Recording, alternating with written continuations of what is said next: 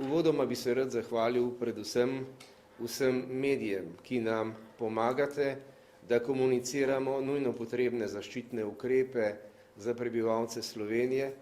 Brez vaše pomoči bi ljudje ne mogli ne razumeti, ne uveljaviti vse te zelo restriktivne ukrepe, ki jih uvajamo zato, da bi lažje prebrodili krizo, da bi upočasnili širjenje bolezni in da bi se na njen vrh pripravili čim bolje in čim bolj pravočasno.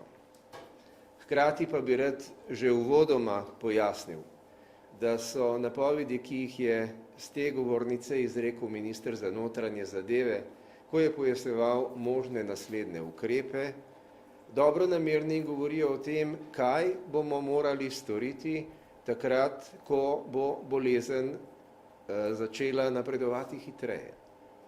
Ta ukrep še ni dorečen. Govorimo o ukrepu, da bi morali ostati na ozemlju lastne občine. Ta ukrep se zdaj pripravlja, zato ga na medresorski ravni usklajujemo, zato da bi bil čim bolj življenjski, da vam ne bi onemogočil življenja, da vam ne bi onemogočil prihajanja na delo, da ne bi povzročil težav pri oskrbi vaših staršev oziroma ljudi, za katere skrbite morda na ozemlju druge občine. O vsem tem zdaj razmišljamo, pripravljamo ukrep, usklajujemo ga, ampak do njegove uveljavitve je še kar nekaj dni. Zato vas na koncu predvsem pozivam, da ta vikend ne okupirate turističnih središč. Če bo gneča v turističnih središčih, nismo dosegli ničesar.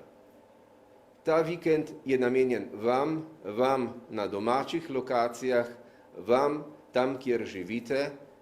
To je, čeprav je danes sobota, to je nedelja. Takih nedelj, ko ne bomo imeli kam iti, bo še veliko. Naj bo to prva od takih nedelj.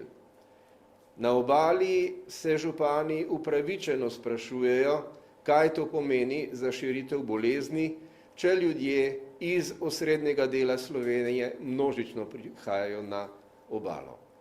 Prosim vas, ne delajte tega, bodimo disciplinirani, bodimo odgovorni do vsakega samega posebej, do vseh naših najbližjih, do vseh drugih, predvsem pa do ljudi, ki živijo na naši obali in v drugih turističnih središčih. Naj bo ta vikend miren. Naredili bomo vse, da vas ne bi vznemirjali v tem času. Uživajte, dokler lahko.